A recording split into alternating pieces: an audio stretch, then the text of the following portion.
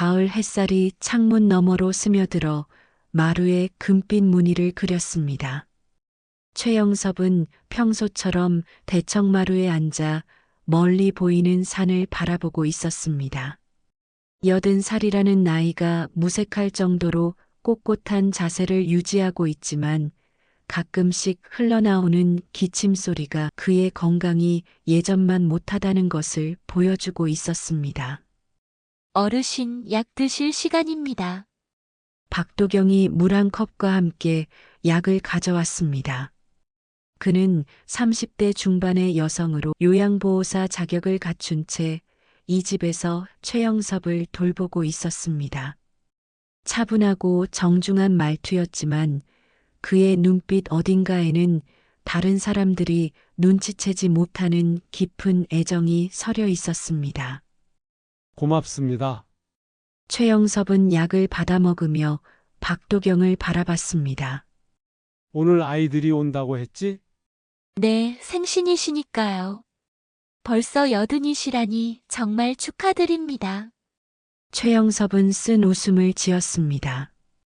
생신이라고는 하지만 아이들이 모이는 것은 1년에 한두 번뿐이었습니다. 그것도 의무감에 어쩔 수 없이 오는 것 같아서 마음이 편하지만은 않았습니다. 오후 2시경 첫 번째로 큰아들 태식이 도착했습니다. 50 중반의 나이답게 머리에는 흰머리가 섞여 있었고 정장 차림새는 여전히 번듯해 보였지만 어딘지 초조한 기색이 역력했습니다.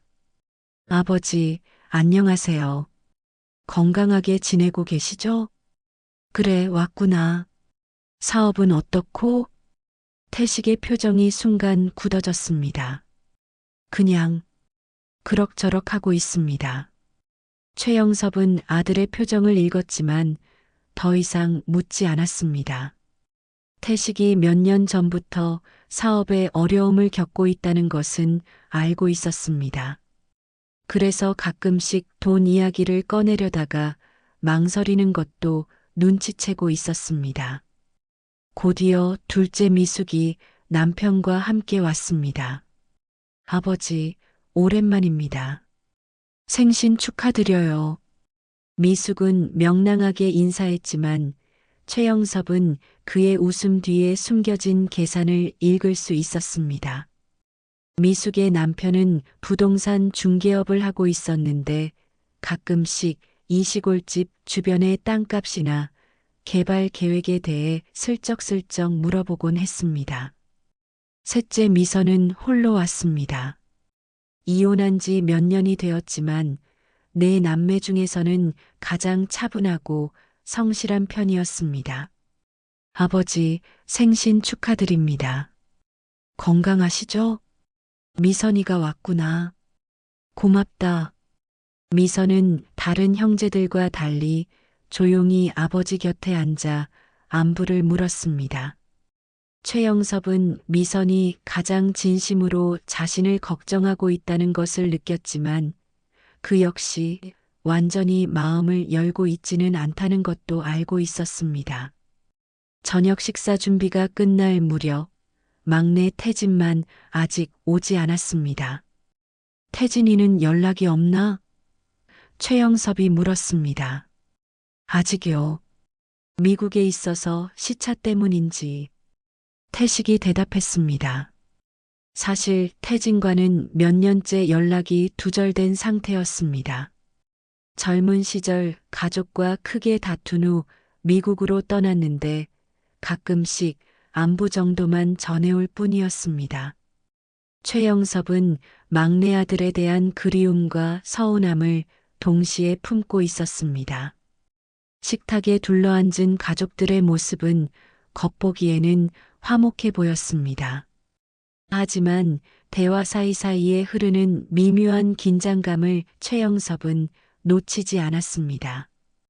태식은 자꾸만 집수리나 관리 이야기를 꺼냈고 미숙은 아버지의 건강을 걱정한다며 요양원 이야기를 슬쩍 언급했습니다.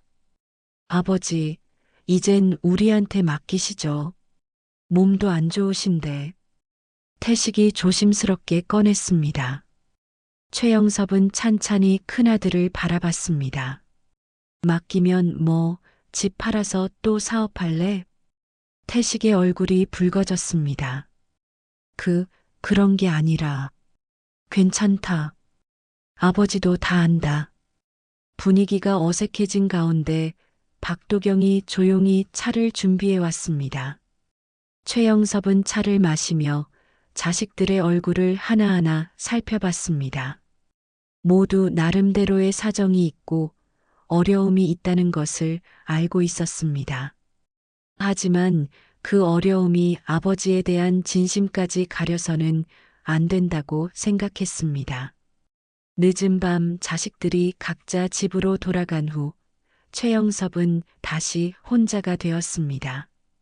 박도경이 설거지를 마치고 들어와 인사를 드렸습니다. 어르신, 오늘 하루 수고 많으셨습니다. 푹 쉬세요. 도경 씨도 고생했습니다. 내일부터는 좀 바빠질 것 같은데. 박도경이 고개를 갸웃했지만 최영섭은 더 이상 말하지 않았습니다. 그는 마음속으로 중요한 결심을 하나 굳히고 있었습니다.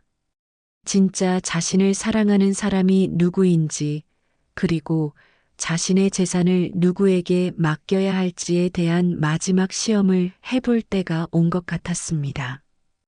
다음 날 아침, 최영섭은 평소보다 일찍 일어났습니다. 어젯밤 내린 결심을 실행에 옮길 때가 온 것 같았습니다. 박도경이 아침 식사를 준비하는 동안 최영섭은 서재에서 오래된 서류들을 꺼내 살펴봤습니다. 토지 등기부등본, 통장, 그리고 몇 년 전에 작성해둔 유언장 초안까지. 어르신, 아침 드세요. 박도경이 상을 차려놓고 불렀습니다. 도경 씨, 오늘 아이들한테 연락 좀 해주세요. 저녁에 다시 모이자고. 박도경이 놀란 표정을 지었습니다. 어제 생신 식사를 하셨는데 또요? 중요한 이야기가 있어서 그럽니다. 최영섭의 진지한 표정에 박도경은 더 이상 묻지 않고 고개를 끄덕였습니다. 오후가 되자 하나둘씩 자식들이 모여들었습니다. 어제와는 달리 모두 의아한 표정이었습니다. 갑작스럽게 부른 이유를 궁금해하면서도 혹시나 하는 마음에 서둘러 온 것이었습니다. 아버지, 무슨 일이세요? 갑자기 불러내시니까 놀랐네요. 미숙이 먼저 물었습니다. 어제 얘기 도중에 하지 못한 말이 있어서 그래. 최영섭은 차분하게 자리에 앉았습니다. 자식들도 어제와 같은 자리에 둘러앉았지만 분위기는 사뭇 달랐습니다. 무언가 중대한 발표가 있을 것 같은 긴장감이 식탁을 감돌았습니다. 너희들도 알겠지만 아비 나이가 80이다. 언제까지 살지는 모르겠지만 준비할 것은 미리 준비해두는 게 좋겠다는 생각이 들었어. 태식이 몸을 앞으로 기울였습니다. 아버지, 그런 말씀 마세요. 아직 건강하시잖아요. 건강하다고 해도 시간은 누구에게나 한정되어 있는 법이지. 그래서 말인데 내 재산을 정리하려고 한다. 순간 식탁이 조용해졌습니다. 모두가 숨을 죽이고 최영섭의 다음 말을 기다렸습니다. 이 집과 땅, 그리고 내가 모아둔 예금까지 포함해서 너희들에게 나눠주려고 한다. 미숙의 눈이 반짝였고 태식은 안도의 표정을 지었습니다. 미선은 여전히 조용히 아버지를 바라보고 있었습니다. 하지만 조건이 하나 있다. 최영섭의 목소리에 힘이 들어갔습니다. 자식들의 표정이 다시 긴장으로 바뀌었습니다. 일주일 동안 이 집에서 나를 돌봐다오. 직접 돌봐주는 자식에게 내 재산을 맡기겠다. 네. 미숙이 깜짝 놀라며 소리쳤습니다. 그게 무슨 말씀이세요? 말 그대로다. 일주일 동안 이 집에 머물면서 나를 보살펴다오. 식사 준비, 약 챙겨주기, 병원 모시고 가기까지. 그런 일들을 해주는 자식이 진짜 나를 사랑하는 것 아니겠나? 태식이 당황하며 손을 저었습니다. 아버지, 저는 회사 일이 있어서 일주일씩 여기 있을 수가 없어요. 그리고 제가 요리를 할 줄 알아야 말이죠. 나도 마찬가지예요. 미숙이 남편을 쳐다보며 말했습니다. 아이들 챙겨야 하고 남편 사업도 도와야 하는데 어떻게 일주일씩 여기 있어요? 최영섭은 예상했던 반응이었지만 그래도 마음 한편이 서운했습니다.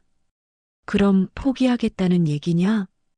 포기라는 게 아니라 태식이 머뭇거렸습니다.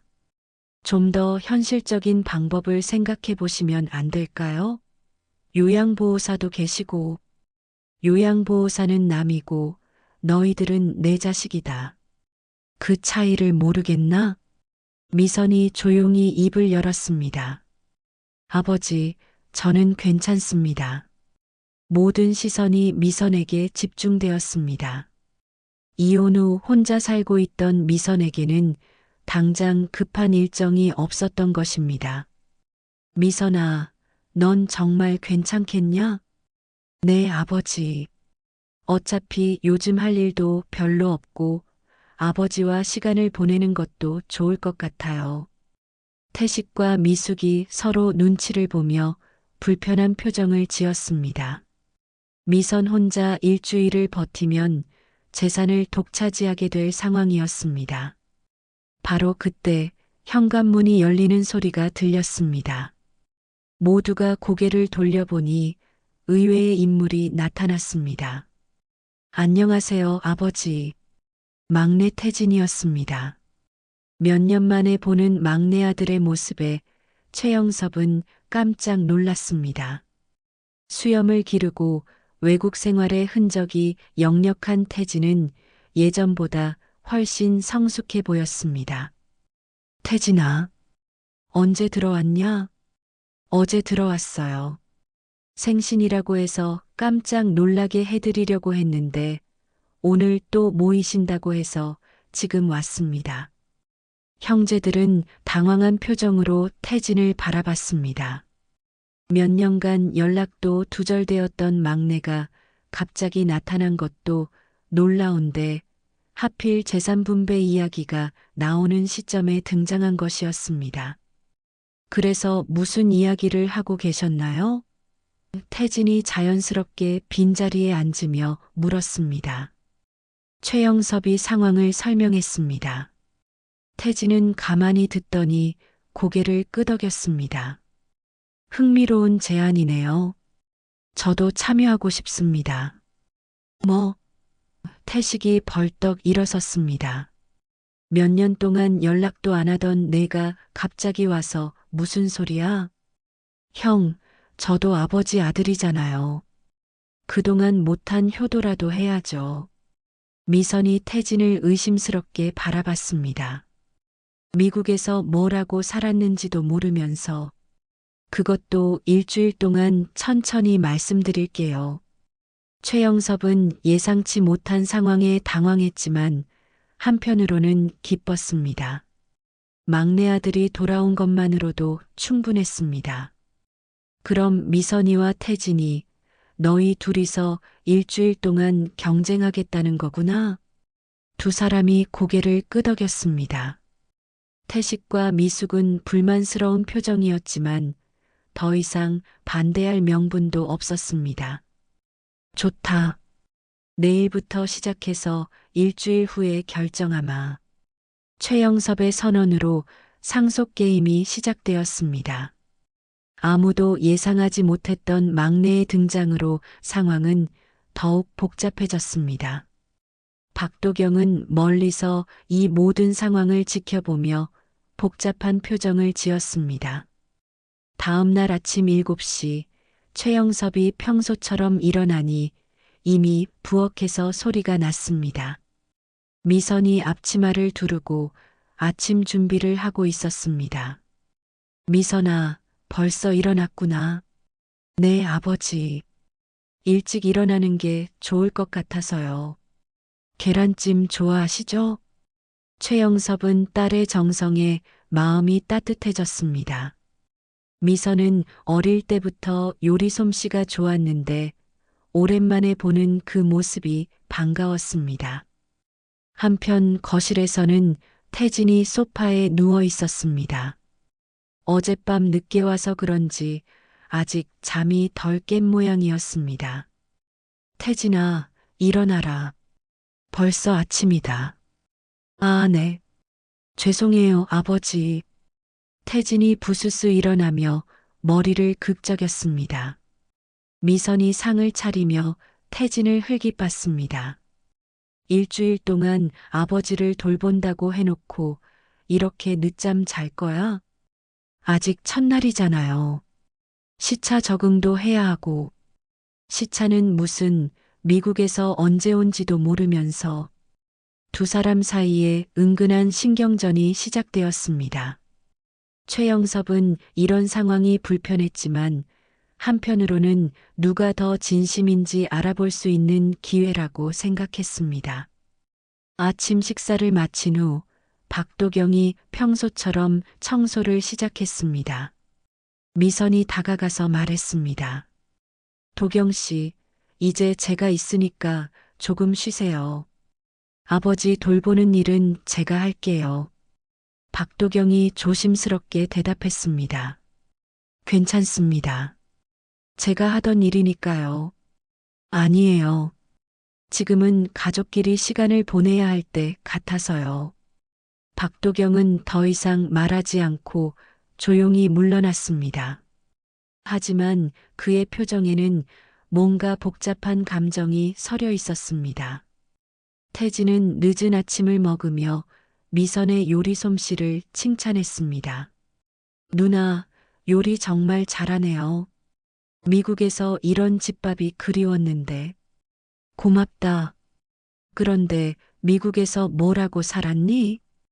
태진이 잠깐 머뭇거렸습니다. 그냥 이것저것 하면서 살았어요. 이것저것이 뭐야? 구체적으로 말해봐. 나중에 천천히 얘기할게요. 지금은 아버지 돌보는 게 먼저잖아요. 미선은 태진의 애매한 대답이 의심스러웠지만 더 이상 추궁하지 않았습니다. 오전 10시경 최영섭이 병원에 갈 시간이었습니다. 정기 검진을 받기로 되어 있던 날이었습니다. 아버지, 병원 모셔다 드릴게요. 미선이 먼저 나섰습니다. 아니에요. 제가 모시고 갈게요. 태진도 일어섰습니다. 너는 운전면허도 있니? 당연히 있죠. 미국에서도 운전했는데. 결국 두 사람이 함께 최영섭을 모시고 병원에 갔습니다. 병원 대기실에서 기다리는 동안 형제는 계속 신경전을 벌였습니다. 아버지, 물 드릴까요? 미선이 물었습니다. 아버지, 의자가 불편하시면 저쪽으로 옮겨 앉으세요. 태진이 바로 이어서 말했습니다. 최영섭은 두 자식의 과도한 관심에 오히려 부담을 느꼈습니다. 너희들 그만해라. 아비가 아직 그렇게 무능하지 않다. 검진 결과는 큰 문제가 없었습니다. 다만 혈압이 약간 높아서 약을 바꿔주겠다는 의사의 말에 미선과 태진 모두 메모를 했습니다. 집으로 돌아오는 길에 태진이 운전을 했습니다. 미선은 조수석에서 계속 운전 솜씨에 태클을 걸었습니다.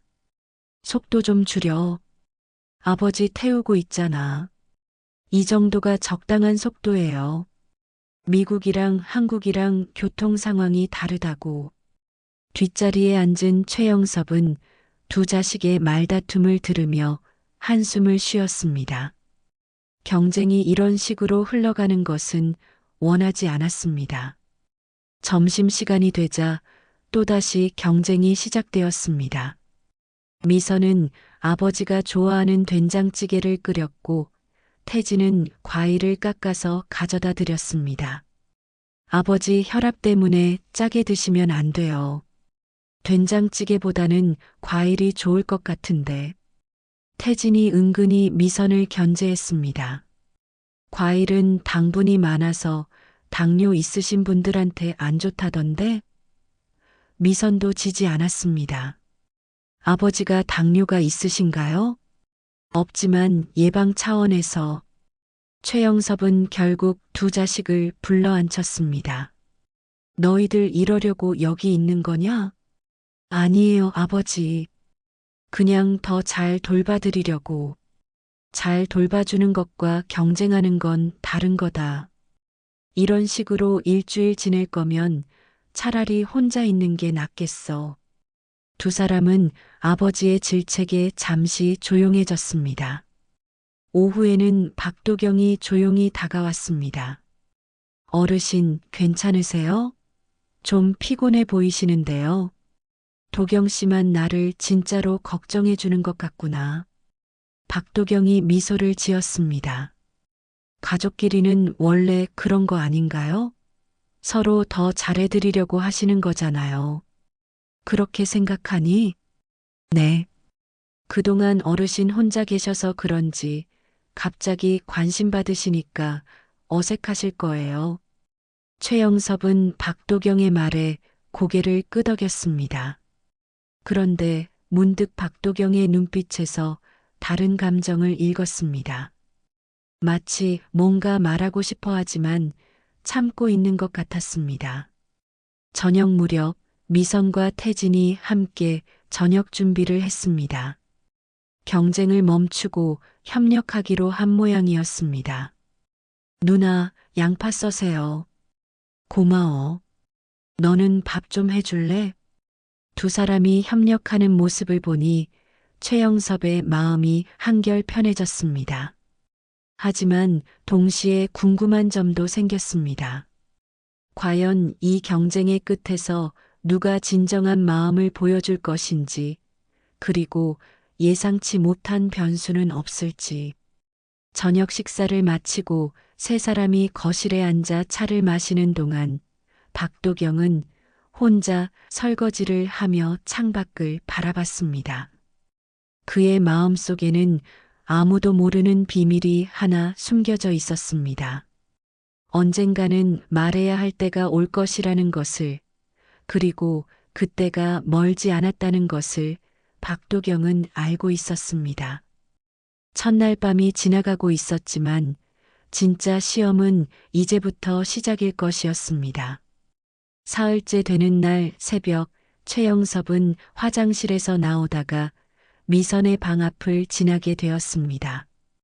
방문이 살짝 열려 있었는데 안에서 속삭이는 소리가 들렸습니다.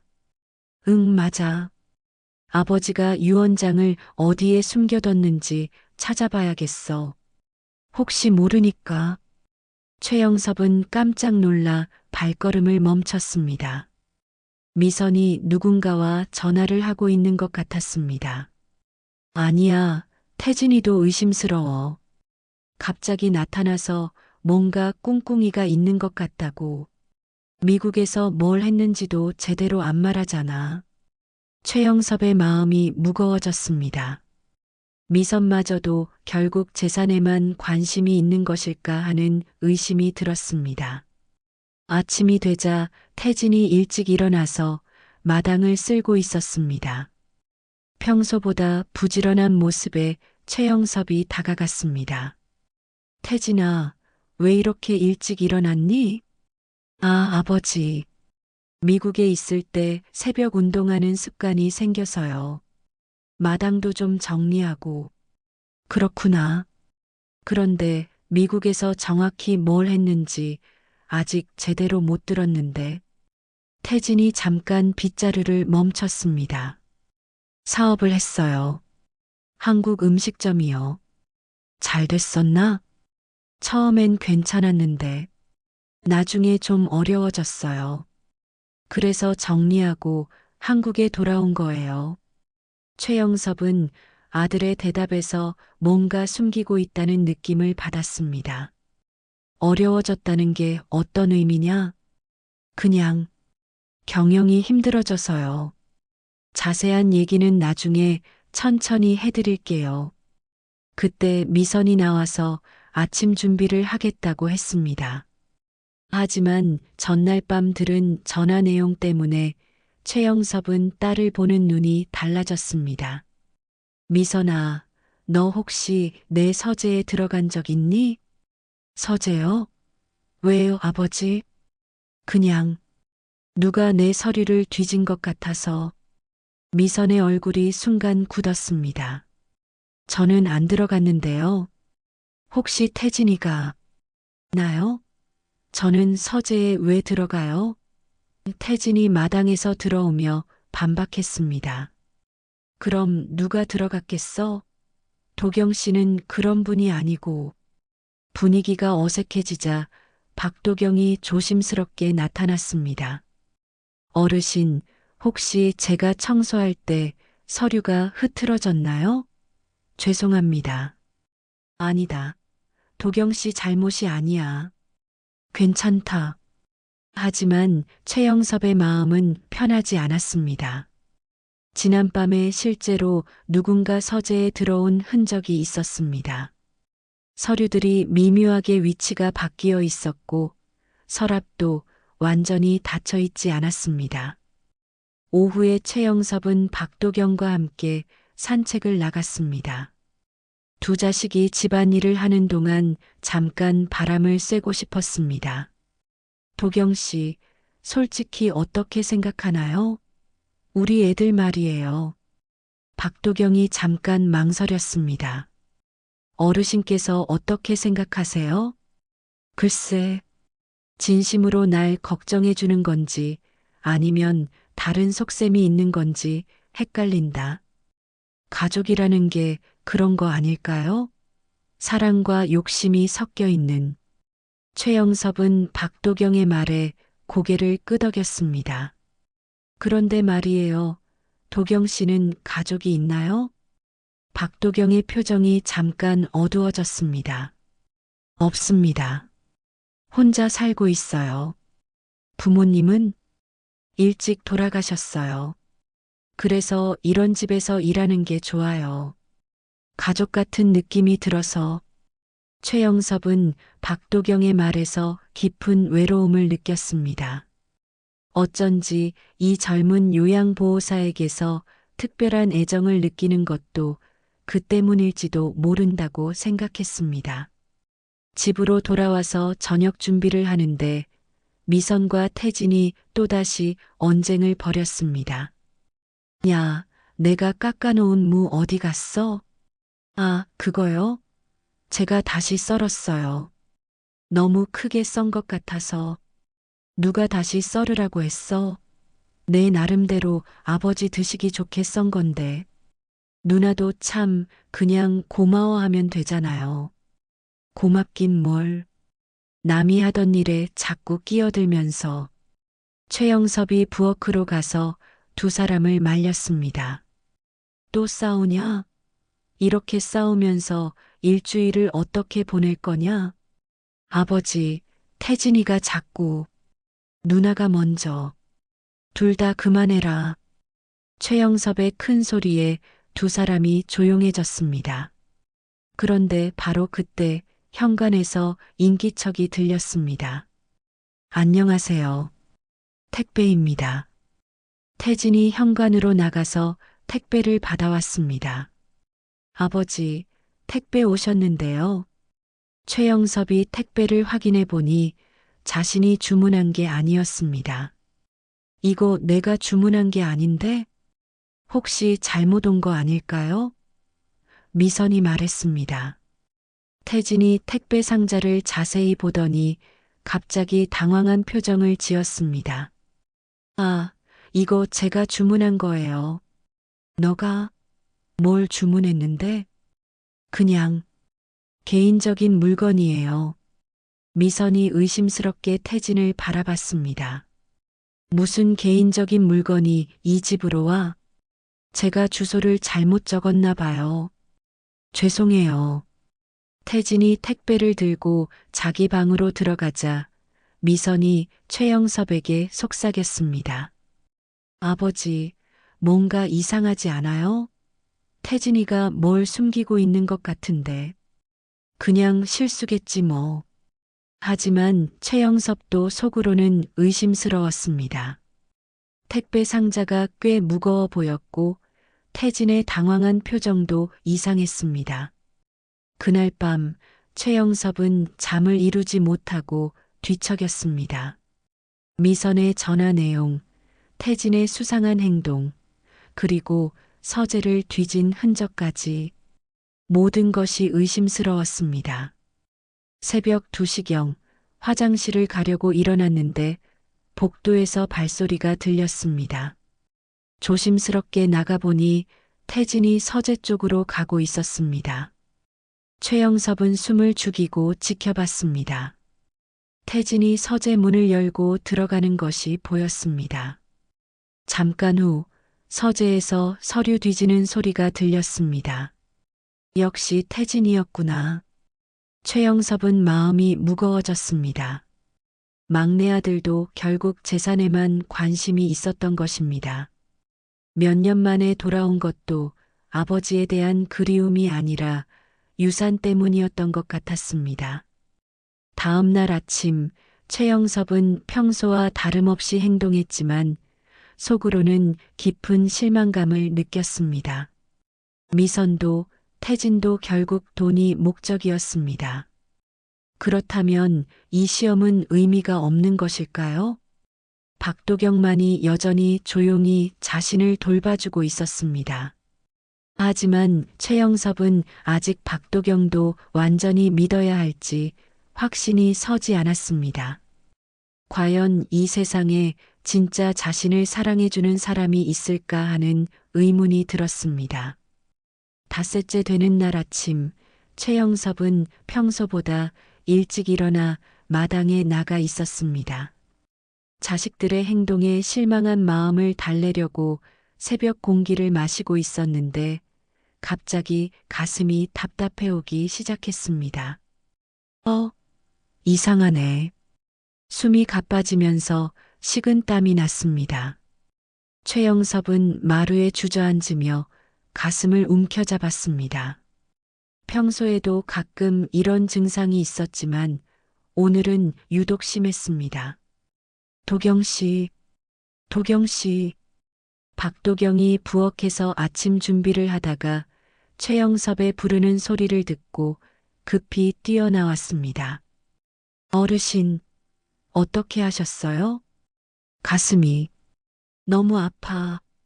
박도경은 당황하지 않고 즉시 최영섭을 부축해서 안으로 들어왔습니다. 그리고 미선과 태진을 깨웠습니다. 미선 씨, 태진 씨, 빨리 일어나세요. 어르신이 쓰러지셨어요. 두 사람이 급히 뛰어나왔습니다. 최영섭은 소파에 누워 있었는데 얼굴이 창백했습니다. 아버지, 어디가 아프세요? 미선이 다급하게 물었습니다. 병원으로 가야겠어요. 태진이 차 키를 들고 말했습니다. 제가 119를 부를게요. 박도경이 휴대폰을 꺼냈습니다. 아니다. 차로 가자. 더 빨라. 최영섭이 힘겹게 말했습니다. 세 사람이 최영섭을 부축해서 차에 태웠습니다. 태진이 운전하고 미선과 박도경이 뒷자리에서 최영섭을 돌봤습니다. 아버지, 괜찮으실 거예요. 조금만 참으세요. 미선이 아버지의 손을 꼭 잡았습니다. 어르신, 천천히 숨 쉬세요. 박도경이 등을 쓸어주었습니다. 병원에 도착해서 응급실로 들어갔습니다. 의사가 검사를 하는 동안 세 사람은 밖에서 초조하게 기다렸습니다. 어떻게 이런 일이? 미선이 눈물을 글썽였습니다. 누나, 괜찮을 거예요. 아버지 체력 좋으시잖아요. 태진이 위로했습니다. 1시간 후 의사가 나와서 설명했습니다. 심장에 무리가 온 것 같습니다. 다행히 심각한 상태는 아니지만 며칠 입원해서 경과를 봐야겠어요. 세 사람은 안도의 한숨을 쉬었습니다. 최영섭은 병실로 옮겨져서 링거를 맡고 있었습니다. 아버지, 무리하지 마세요. 우리가 다 알아서 할 테니까. 미선이 말했습니다. 그래, 아버지. 걱정 마시고 푹 쉬세요. 태진도 덧붙였습니다. 하지만 최영섭은 두 자식의 말을 들으면서도 마음이 복잡했습니다. 진심으로 걱정해 주는 것 같기도 하고 혹시 재산을 못 받을까봐 걱정하는 것 같기도 했습니다. 박도경은 조용히 최영섭의 곁에 앉아 있었습니다. 어르신, 제가 병원에서 지킬게요. 미선 씨와 태진 씨는 집에 가서 쉬세요. 아니에요. 저도 여기 있을게요. 미선이 말했습니다. 저도 마찬가지예요. 태진도 고집했습니다. 결국 세 사람이 번갈아 가며 병실을 지키기로 했습니다. 첫 번째 밤은 박도경이 지켰습니다. 한밤중에 최영섭이 잠에서 깨어났습니다. 박도경이 의자에서 조는 모습이 보였습니다. 며칠째 힘들게 일하느라 피곤했을 텐데 밤까지 지켜주고 있었습니다. 도경 씨, 아, 어르신, 깨셨어요? 어디 아프세요? 괜찮다. 너는 왜 안 자고 있니? 혹시 무슨 일 있을까 봐서요. 최영섭은 박도경의 모습을 가만히 바라봤습니다. 다른 사람들과는 다른 무언가가 있었습니다. 단순히 돈을 받고 일하는 요양보호사 이상의 마음이 느껴졌습니다. 도경 씨, 나한테 하고 싶은 말 없나? 박도경이 잠깐 망설였습니다. 무슨 말씀이세요? 그냥 뭔가 숨기고 있는 것 같아서. 박도경의 눈에 눈물이 고였습니다. 어르신, 말해봐. 무슨 일인지. 박도경은 한참을 망설이다가 조심스럽게 입을 열었습니다. 제가 이 집 딸입니다. 최영섭은 깜짝 놀라 박도경을 바라봤습니다. 뭐라고? 죄송합니다. 이렇게 늦게 말씀드려서. 제가 어르신의 딸입니다. 무슨 소리냐? 내 딸은 미선이 하나뿐인데. 박도경이 눈물을 흘리며 말했습니다. 제 어머니는 김순자입니다. 35년 전에 돌아가신. 최영섭의 얼굴이 창백해졌습니다. 김순자는 젊은 시절 잠깐 만났던 여인이었습니다. 결혼 전에 짧은 시간이었지만 깊은 사랑을 나누었던 사람이었습니다. 순자가, 그럼 너는? 네, 어르신의 딸입니다. 어머니가 돌아가시기 전에 모든 걸 말씀해 주셨어요. 그래서 어르신을 찾아온 거예요. 최영섭은 충격에 말을 잇지 못했습니다. 박도경이 자신의 딸이라는 사실이 믿어지지 않았습니다. 그럼 왜 이제까지 숨기고 있었냐? 갑자기 나타나서 딸이라고 하면 어르신이 놀라실까 봐서요. 그리고 다른 자녀분들도 계시니까.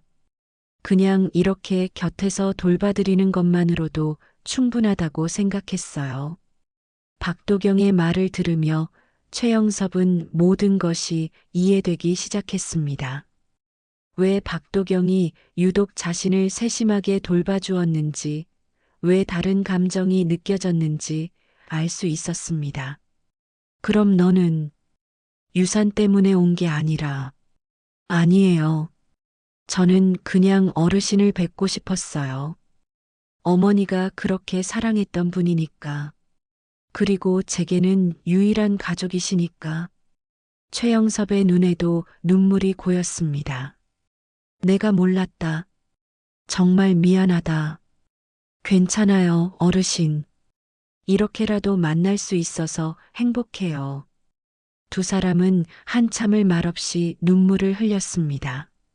35년 만에 만난 아버지와 딸이었습니다. 다음 날 아침 미선과 태진이 병실에 왔을 때 분위기가 달라진 것을 느꼈습니다. 아버지, 어떠세요? 좀 나아지셨어요? 미선이 물었습니다. 최영섭은 박도경을 바라보며 말했습니다. 너희들에게 중요한 얘기가 하나 있다. 무슨 얘기요? 도경이는 너희들의 여동생이다. 미선과 태진이 깜짝 놀라 박도경을 바라봤습니다. 네, 무슨 말씀이세요? 최영섭이 상황을 설명했습니다. 두 사람은 충격에 빠져 말을 하지 못했습니다. 혼외 자식이라는 얘기인가요? 미선이 떨리는 목소리로 물었습니다. 그렇다. 태진도 당황한 표정이었습니다. 그럼 지금까지 저희를 속인 거네요? 박도경이 고개를 숙이며 사과했습니다. 죄송합니다. 갑자기 나타나서 가족이라고 하면 어색하실까봐. 미선은 복잡한 감정에 휩싸였습니다. 그동안 요양보호사라고 생각했던 사람이 이복 동생이라니 받아들이기가 쉽지 않았습니다. 최영섭이 조용히 말했습니다.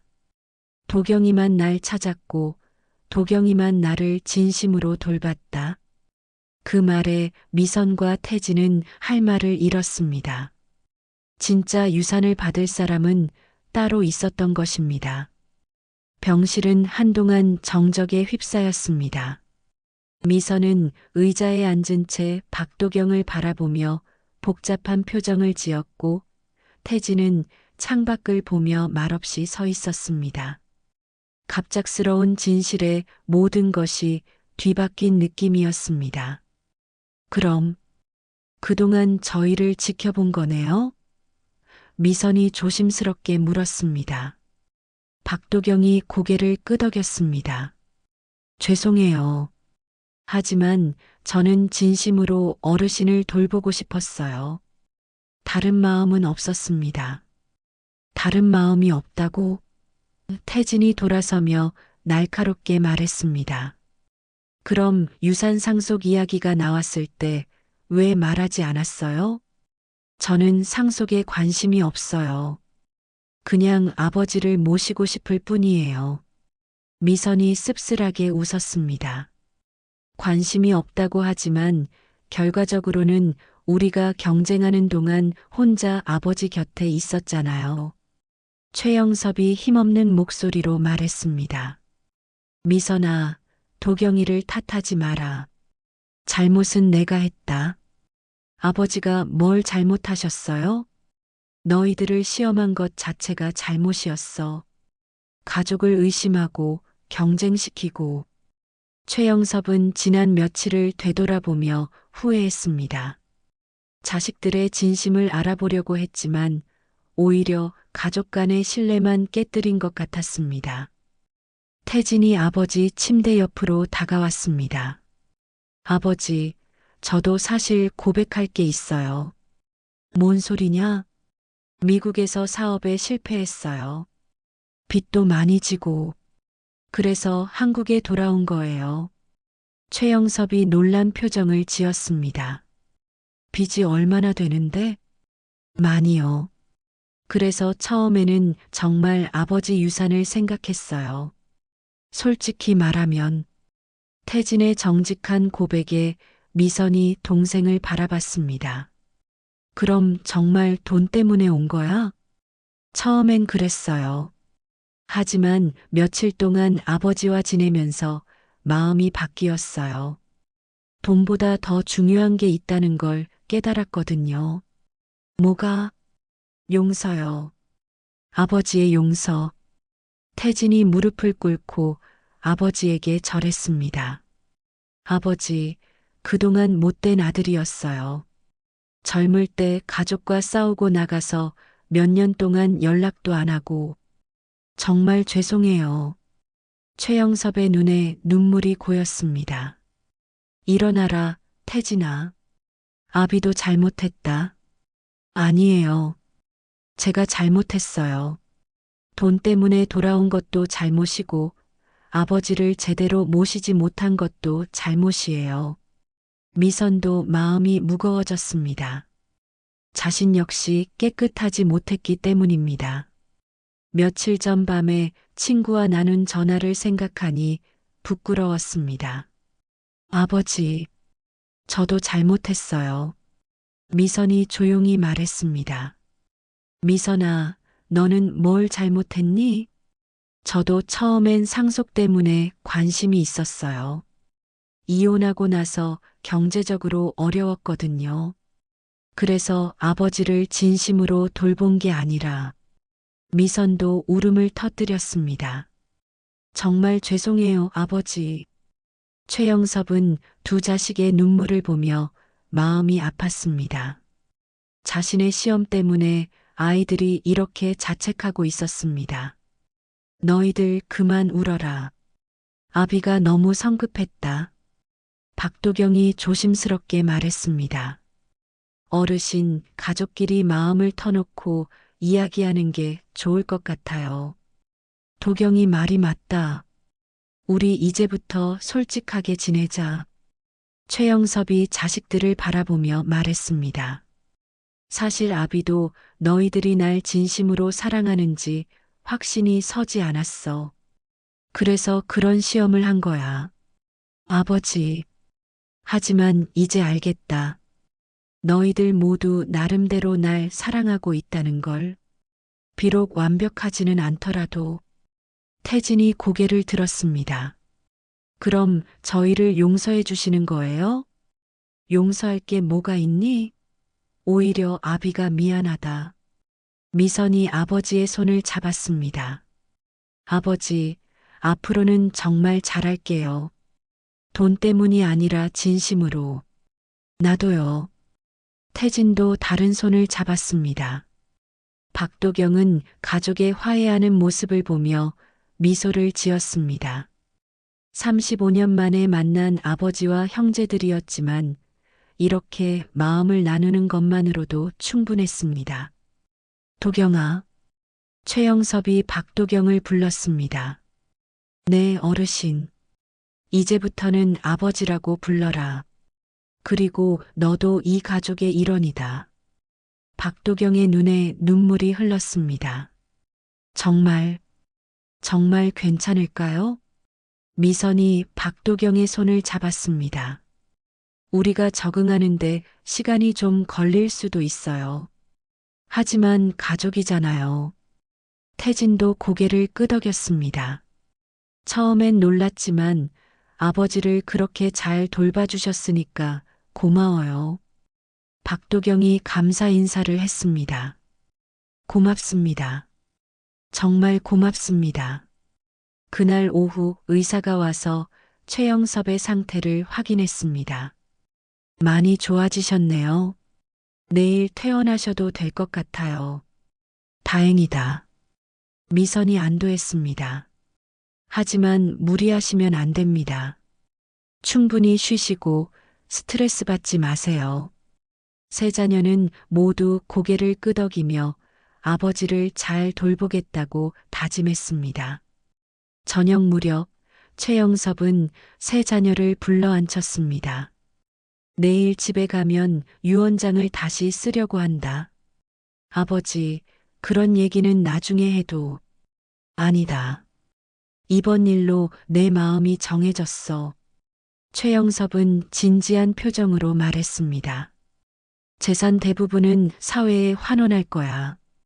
그리고 시골집은 도경이에게, 일부 예금은 미선이에게 남기겠다. 아버지, 저는. 들어라, 도경아. 너는 그동안 정말 잘해줬어. 그리고 미선이도 이번에 진심을 보여줬고. 태진이 조용히 물었습니다. 그럼 저는요? 태진아, 너는 젊으니까 스스로 일어설 수 있을 거야. 대신 형이랑 누나들이 도와줄 거고. 태진은 실망하기보다는 오히려 후련해했습니다. 네, 아버지. 저도 이제 제대로 살아보겠어요. 최영섭은 자식들의 반응을 보며 마음이 편해졌습니다. 이제는 정말 가족다운 모습이었습니다.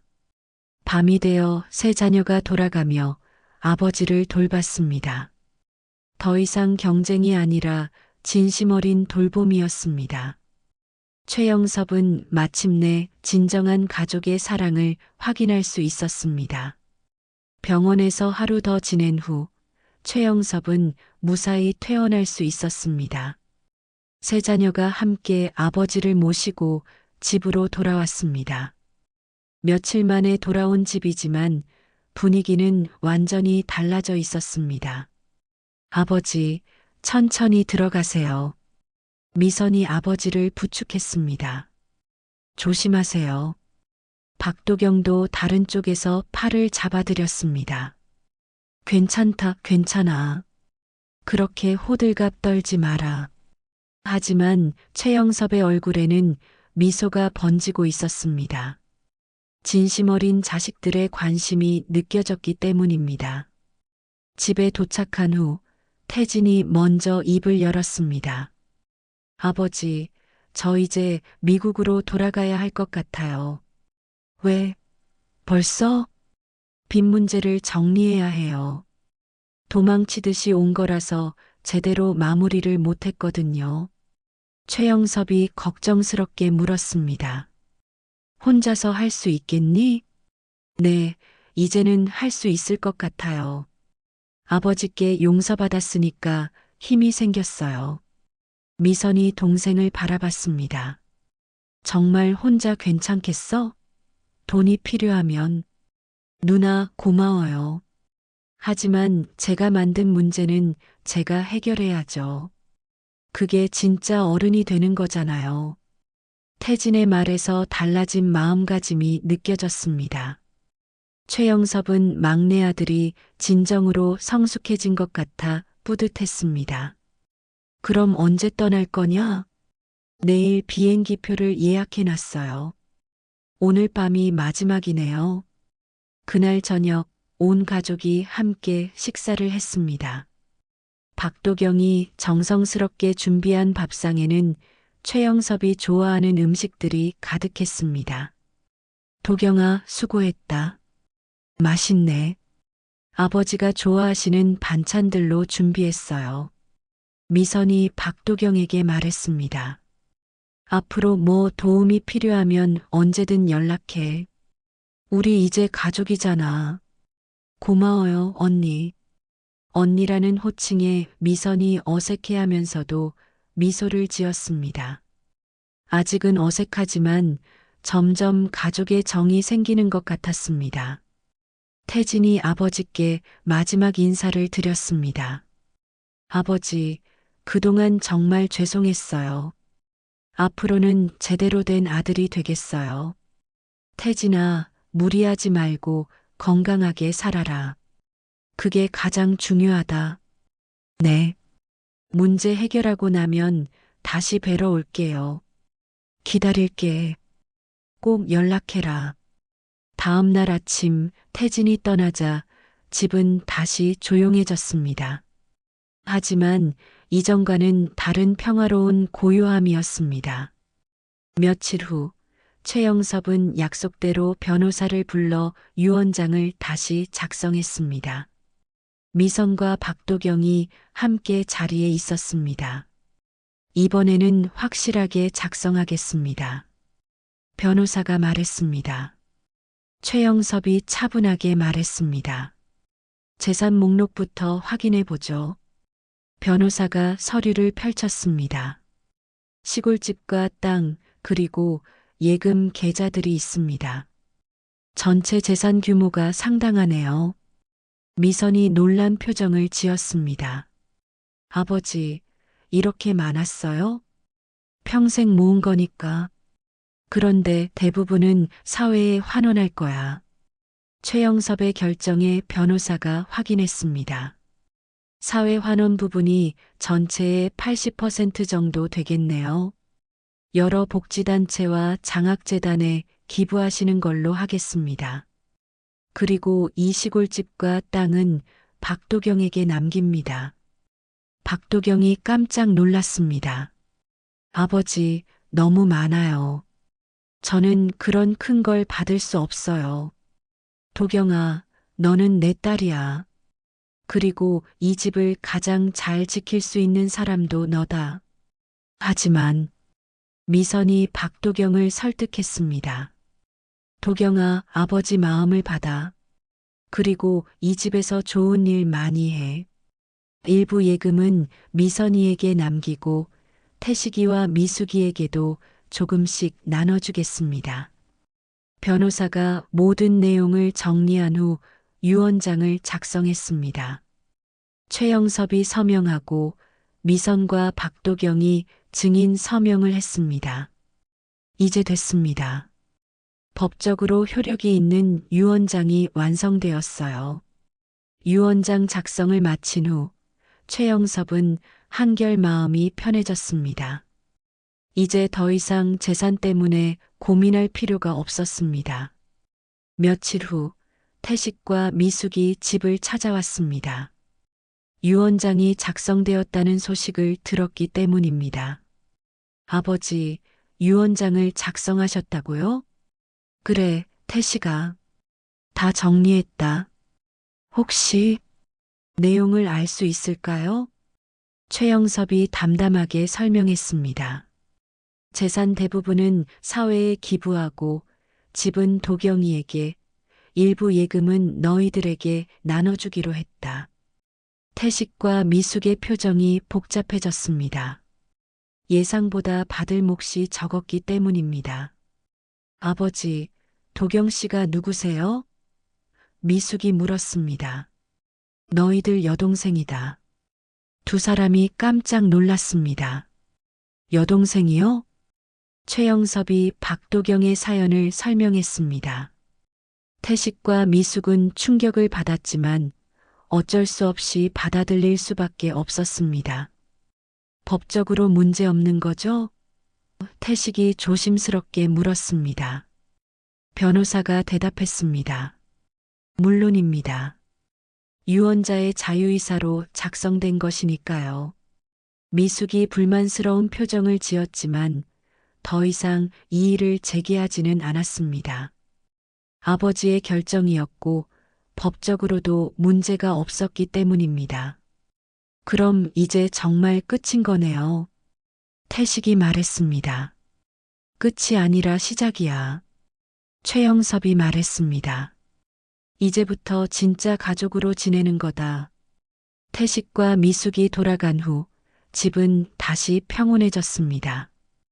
미선은 일주일에 2~3번씩 아버지를 뵈러 오기로 했고 박도경은 계속 함께 살며 아버지를 돌보기로 했습니다. 도경아, 이제 정말 우리 가족이구나. 네, 아버지. 행복해요. 나도 행복하다. 이렇게 늦게라도 너를 만날 수 있어서. 최영섭은 창밖을 바라보며 생각했습니다. 인생의 마지막 단계에서 진정한 가족의 의미를 깨달을 수 있어서 감사했습니다. 재산보다 더 소중한 것이 있다는 것을, 그리고 사랑은 결국 진심에서 나온다는 것을 확인할 수 있었습니다. 유언장 공개는 끝났지만 진짜 이야기는 이제부터 시작이었습니다. 6개월 후 시골집은 완전히 새로운 모습으로 변해 있었습니다. 박도경이 아버지와 함께 계획한 따뜻한 돌봄센터라는 간판이 대문 앞에 걸려 있었습니다. 어르신, 오늘도 오셨네요. 박도경이 마을 어르신을 반갑게 맞았습니다. 도경이야, 고맙다. 집에 혼자 있으면 심심해서 못 견디겠더라. 거실에는 6분의 어르신들이 앉아서 차를 마시며 이야기를 나누고 있었습니다. 최영섭도 그들 사이에서 즐겁게 웃고 있었습니다. 영섭이 형, 딸이 이런 좋은 일을 하니까 복 받으셨네. 최영섭은 뿌듯한 마음으로 딸을 바라봤습니다. 유산으로 받은 집을 이렇게 의미 있게 사용하는 모습이 자랑스러웠습니다. 오후에 미선이 자원봉사를 하러 왔습니다. 일주일에 3번씩 와서 어르신들과 함께 시간을 보내고 있었습니다. 언니 고마워요. 덕분에 센터가 잘 되고 있어요. 박도경이 감사 인사를 했습니다. 저도 보람 있어요. 어르신들이 좋아하시니까. 두 자매는 이제 정말 가족이 되어 있었습니다. 그때 전화벨이 울렸습니다. 박도경이 받더니 웃으며 말했습니다.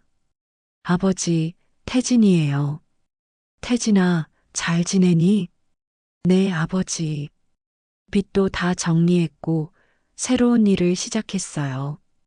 한국 문화를 알리는 문화센터를 운영하고 있어요. 그거 좋은 일이네. 다음 주에 한국에 갈게요. 센터도 구경하고 싶고 가족들도 보고 싶어요. 일주일 후 태진이 돌아왔습니다. 공항에서 만난 태진은 예전과 완전히 달라져 있었습니다. 눈빛이 맑아졌고 자신감도 생겼습니다. 형, 누나들. 태진이 달려와 포옹했습니다. 태식과 미숙도 함께 왔습니다.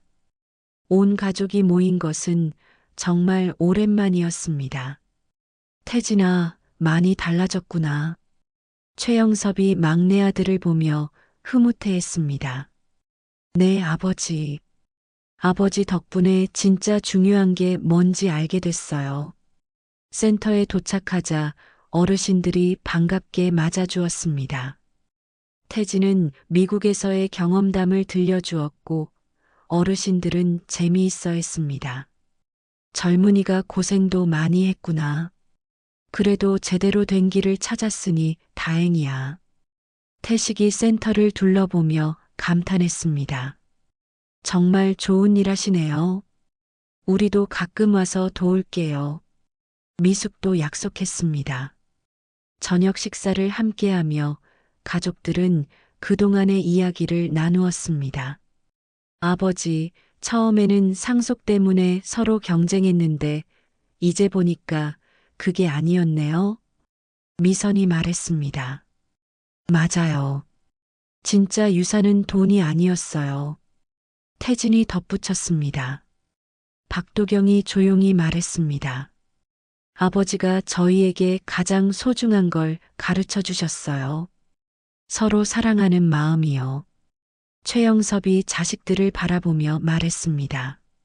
너희들이 각자 자리에서 의미 있는 삶을 사는 모습을 보니 정말 기쁘다. 아버지, 그런데 정말 신기해요. 태식이 말했습니다. 처음에는 돈 때문에 왔는데 결국 가족의 소중함을 깨달았잖아요. 그게 아버지의 계획이었던 것 같아요. 미선이 웃으며 말했습니다. 최영섭이 빙긋 웃었습니다. 계획이라기보다는 너희들 마음속에 이미 있던 걸 꺼낸 것뿐이야. 밤이 깊어가자 태식과 미숙은 집으로 돌아갔습니다. 태진은 며칠 더 머물기로 했습니다. 아버지, 이제 정말 행복해요. 박도경이 말했습니다. 나도 그래. 이런 가족이 있다는 게 꿈만 같다. 앞으로 센터도 더 키워서 많은 어르신들을 도와드릴게요.